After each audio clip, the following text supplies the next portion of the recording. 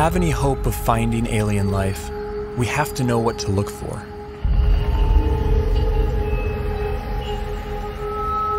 But where do we begin? How do we narrow down a seemingly infinite set of possibilities?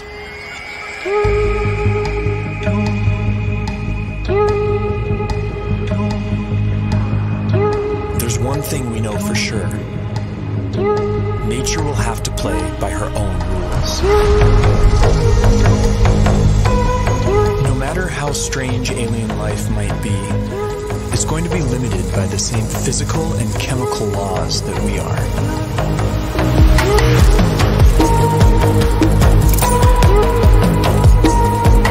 On top of this, each alien environment will further limit what kinds of life forms can evolve there.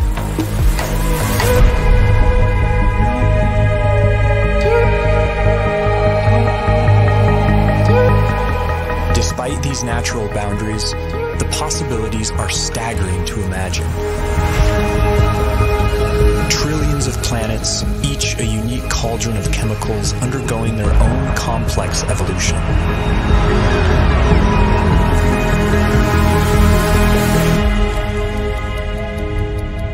To guide our thinking, this museum of alien life will be divided into two exhibits.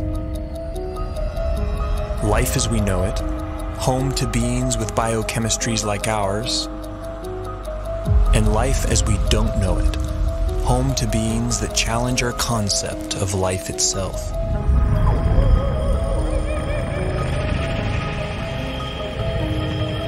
Before we venture too far into the unknown, we have to ask ourselves, what if alien life is more like us than we think?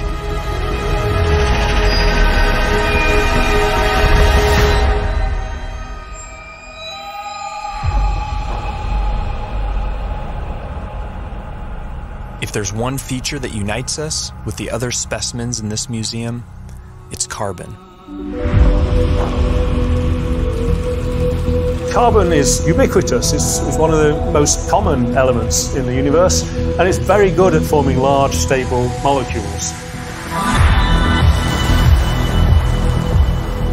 Carbon has the rare ability to form four-way bonds with other elements and to bind to itself in long, stable chains, enabling the formation of huge, complex molecules.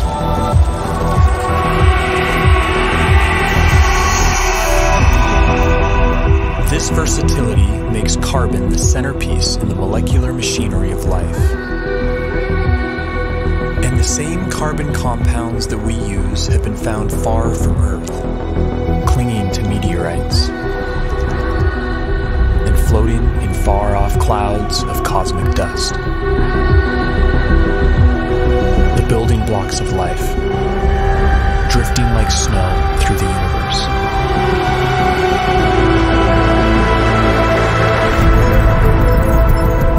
And if alien life has selected other carbon compounds for their biochemistry, they will have plenty to choose from. Scientists recently identified over 1 million possible alternatives to DNA, all carbon-based.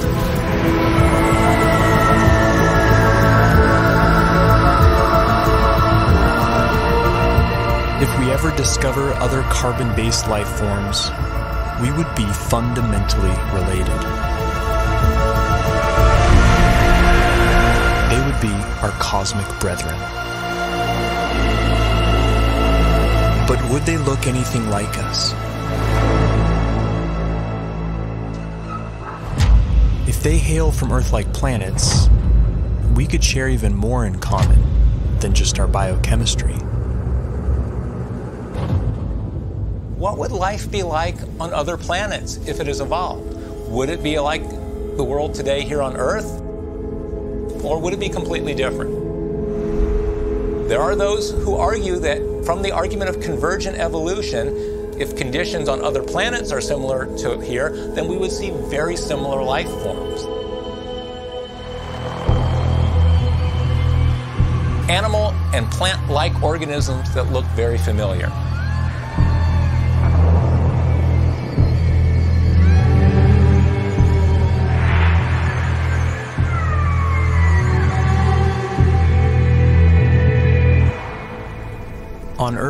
Certain features like eyesight, echolocation, and flight have evolved multiple times independently in different species.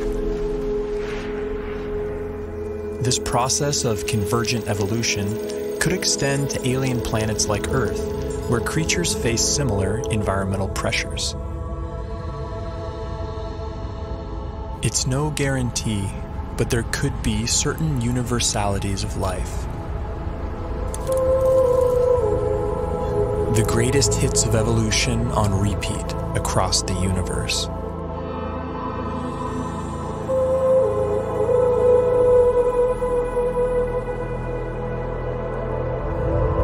Each feature would be attuned to its local environment. Dimly lit planets would produce huge eyes to suck in extra light, like nocturnal mammals. Some people have gone so far as to say that human-type organisms, humanoids, will occur on other planets.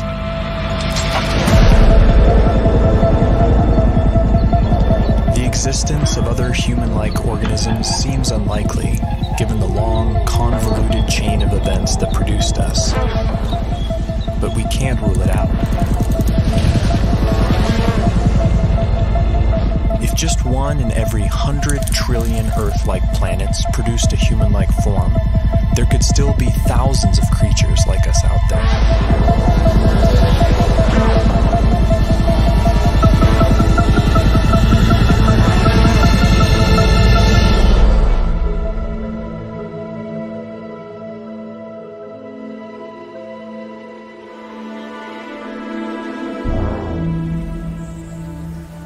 Convergent evolution is also rampant in plant life, and C4 photosynthesis has arisen independently over 40 times. Would alien plants look like ours or something else entirely?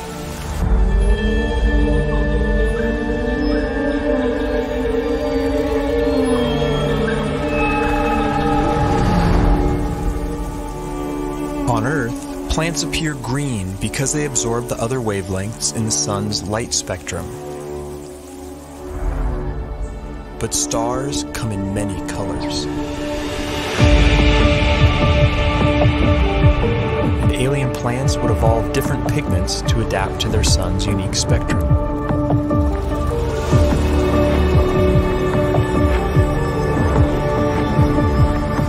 Plants feeding off hotter stars could appear redder by absorbing their energy-rich bluer light.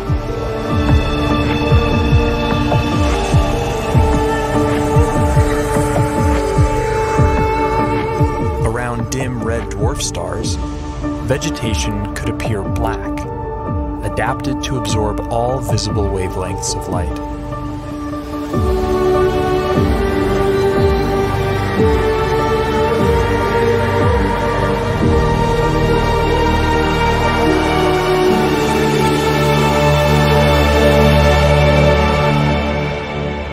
Earth itself may have once appeared purple due to a pigment called retinol that was an early precursor to chlorophyll. Some think that retinol's molecular simplicity could make it a more universal pigment. If so, we may find that purple is life's favorite color.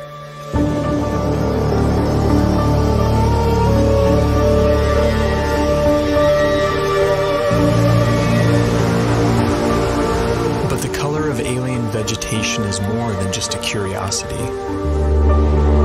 It's chemical information that could be seen from light years away.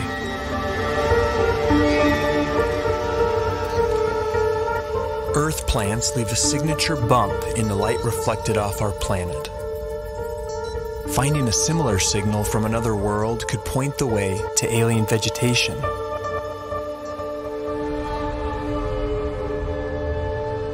Perhaps this will be our first glimpse at alien life, a vibrant hue cast by a distant world.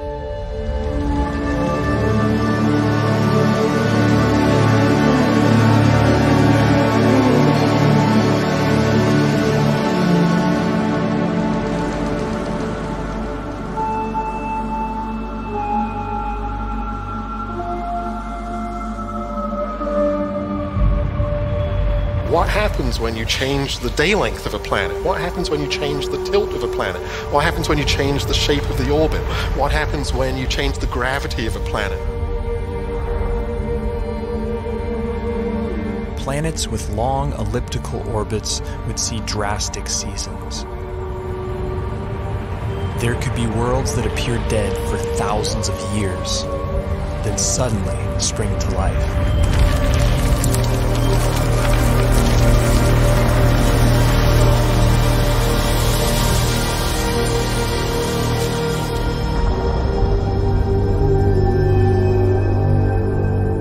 Most of the rocky planets discovered so far have been massive super-Earths.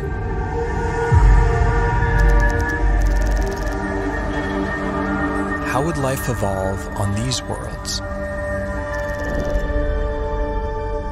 In the seas, gravity may not matter much at all.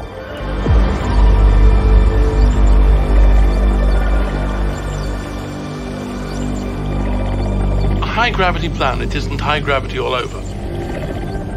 If you're in the sea, and that's where all life starts, there's very nearly no gravity because you're much the same density as the stuff around you. It's when the animals come out on land that they feel the gravity. High G-forces would necessitate large bones and muscle mass in complex life on land. They would also demand a more robust circulatory system. And plant life could be stunted by the energy cost of carrying nutrients under stronger gravity.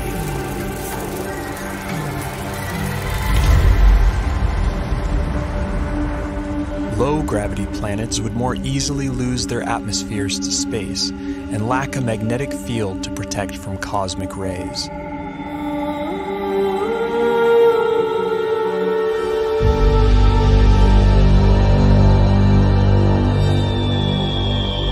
But smaller worlds could be home to secret oases.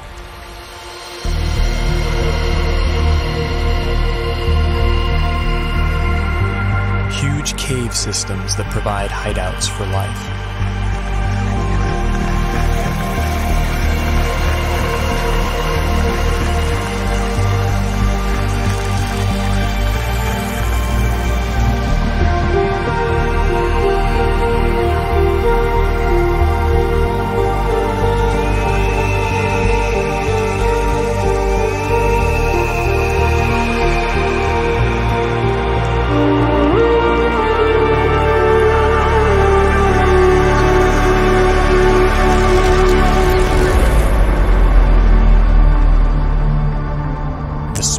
Possible habitable planets are estimated at 2.5% Earth's mass.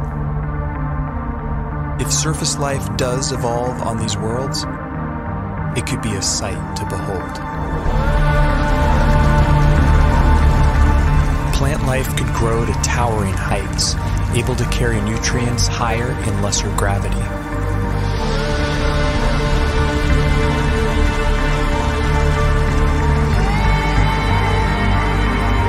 Without the need for bulky skeletons and muscle mass, animals could have body types that boggle the mind.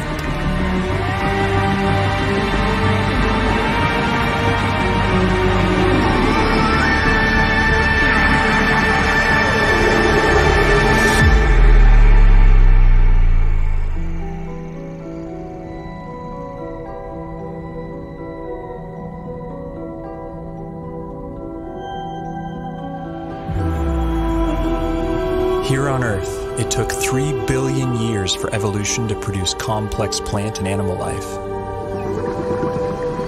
Simpler organisms are hardier, more adaptable, and more widespread. The largest collection in the Museum of Alien Life would likely be the Hall of Microbes.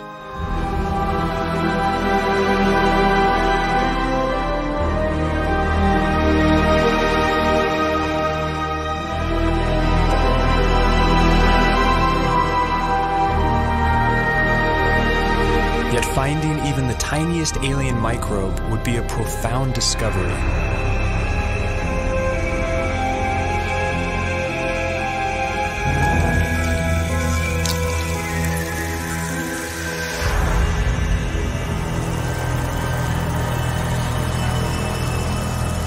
and bite-sized life could leave a big footprint. Like stromatolites on Earth, layers of microbes could build up into huge rock mounds over time, leaving behind eerie structures. And in big enough numbers, some alien bacteria could leave a distinct biosignature by exhaling gases that wouldn't coexist naturally, like oxygen and methane.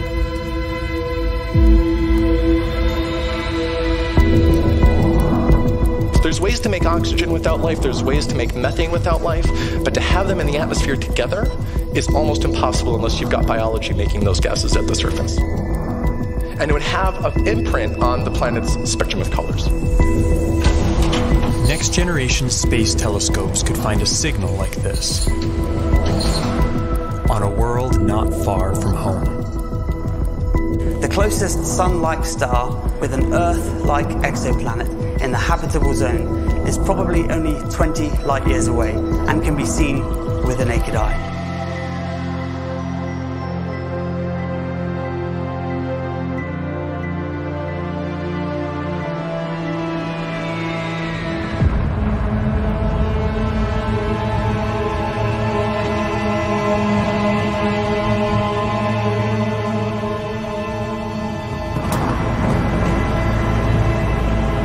Most brown dwarfs are too hot to support life as we know it, but some are just cold enough.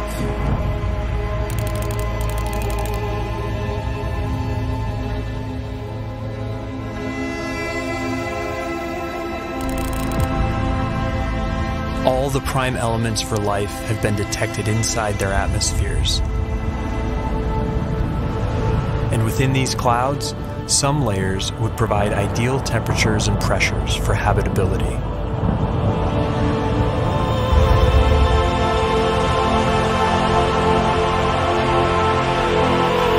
There could be photosynthetic plankton in these skies, kept aloft by churning upwinds.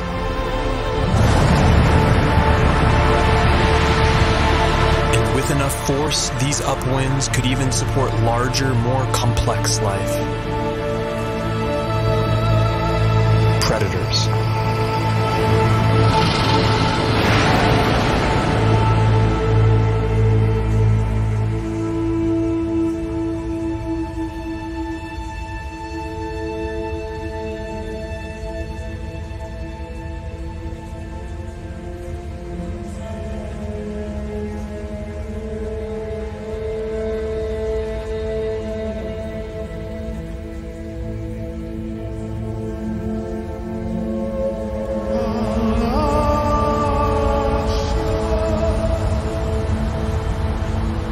This raises a crucial question. What if we've been looking in all the wrong places? What if nature has other ideas?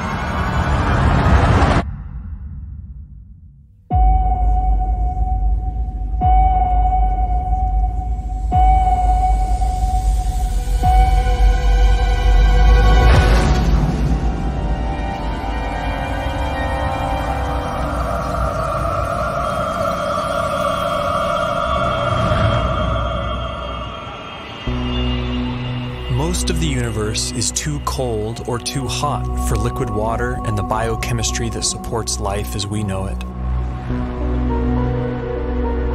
But in case our biases are misleading, we have to cast a wide net to search for life outside the habitable zone, in places that seem wildly hostile to us. Exotic environments will demand exotic biochemistries, and while no element can match carbon's versatility, one contender is a frontrunner.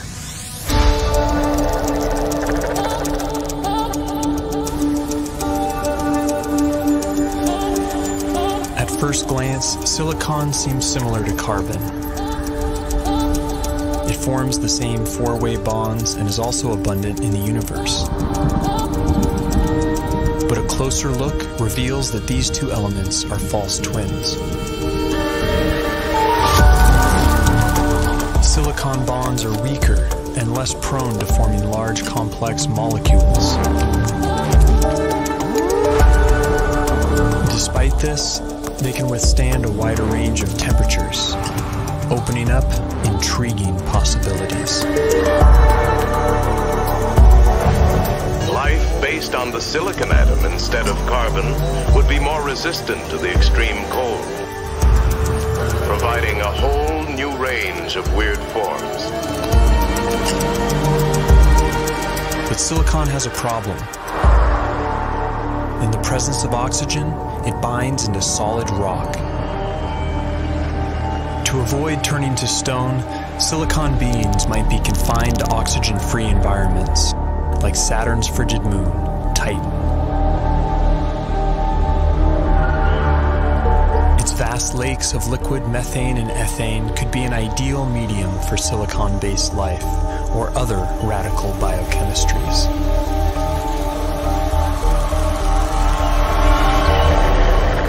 Without ample sunlight, beings on worlds like Titan would likely be chemosynthetic, deriving their energy by breaking down rocks.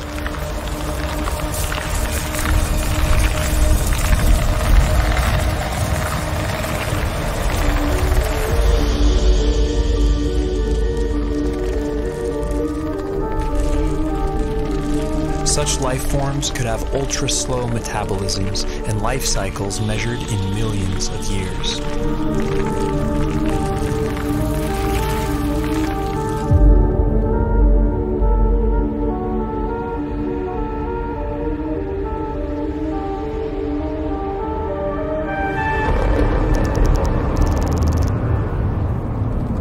High temperatures, typically rigid silicon-oxygen bonds become more flexible and reactive, triggering more dynamic chemistry.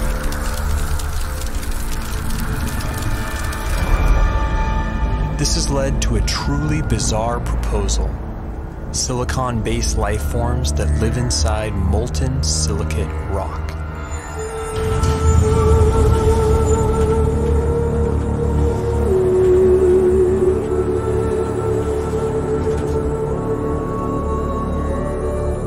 In theory, these forms could even exist deep beneath the Earth inside magma chambers as part of a shadow biosphere.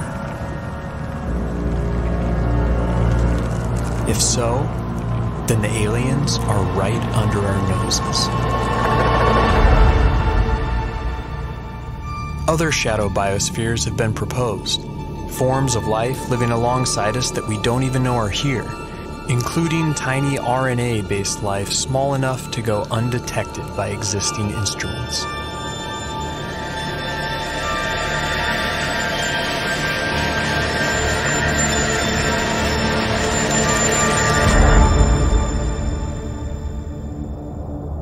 Clouds of dust in empty space might seem like the last place you'd expect to find anything living. But when cosmic dust makes contact with plasma, a type of ionized gas, something strange happens. In simulated conditions, dust particles have been seen spontaneously self-organizing into helical structures that resemble DNA.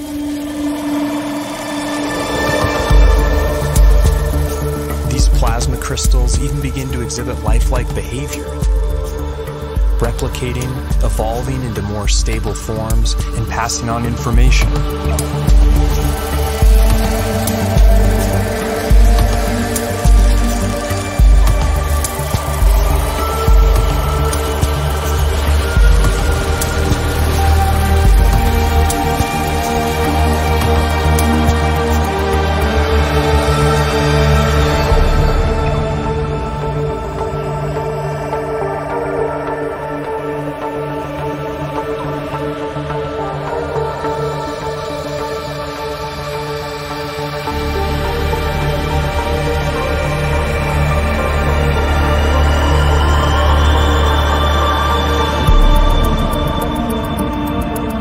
Plasma is the most common state of matter in the universe. If complex evolving plasma crystals really exist, and if they can be considered life, they could be its most common form.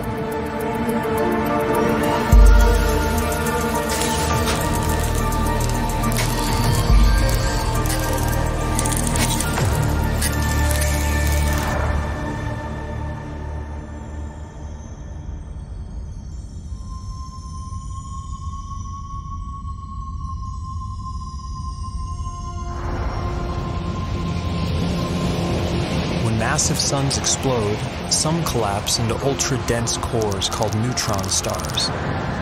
Hulking masses of atomic nuclei crammed together like sardines. Conditions on the surface are mind-boggling. Gravity is 100 billion times stronger than Earth's. But beneath their iron nuclei crust lies something strange. A hot, dense sea of neutrons and subatomic particles.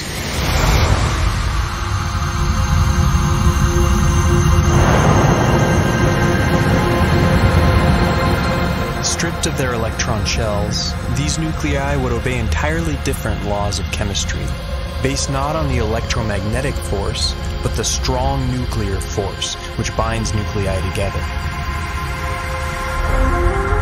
In theory, these particles could link up to form larger macronuclei, which could then combine into even bigger supernuclei.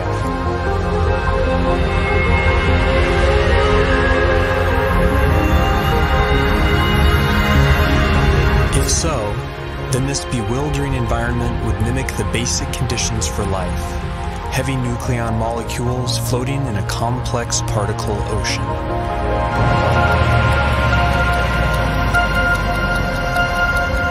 Some scientists have proposed the unimaginable: exotic life forms drifting through the strange particle sea, living, evolving, and dying on incomprehensibly fast timescales.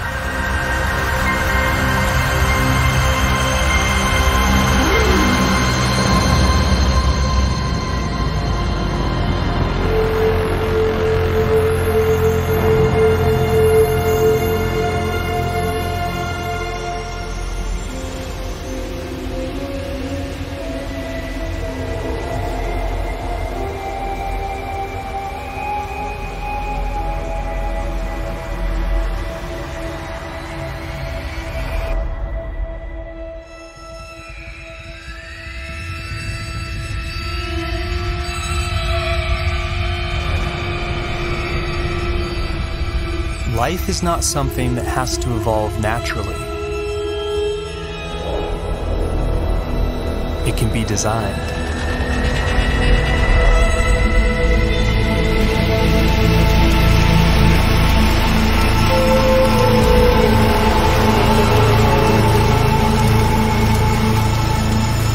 And once intelligence is introduced into the evolutionary process, a Pandora's box is opened.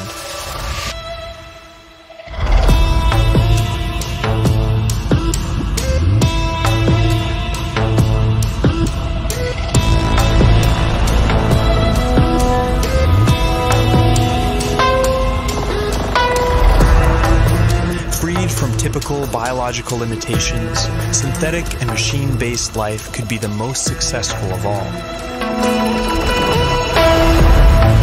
It could thrive almost anywhere, including the vacuum of space, opening up vast frontiers unavailable to biological organisms.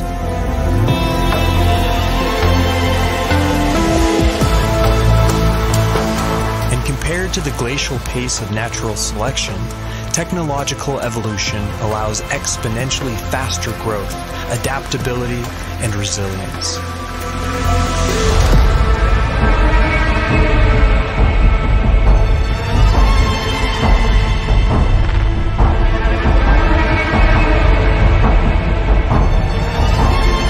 By some estimates, autonomous self-replicating machines could colonize an entire galaxy in as little as 1 million years.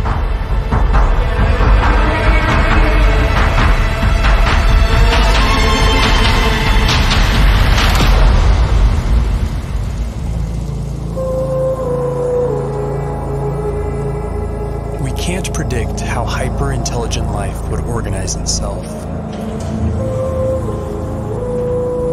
But in theory, there could be convergent evolution at play.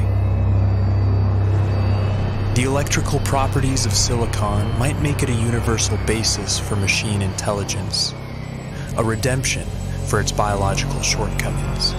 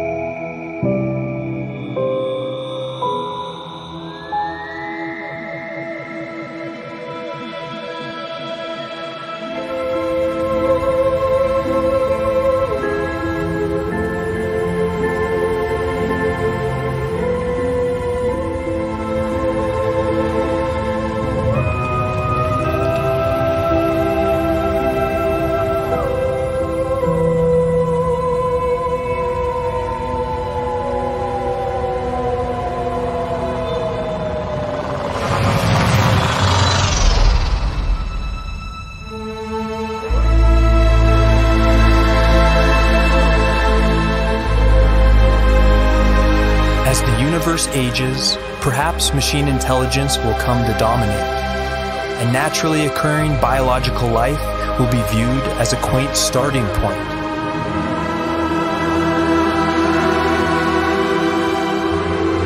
Perhaps we ourselves will lead this transition, and the great human experiment will be merely a first link in a sprawling intergalactic chain of life.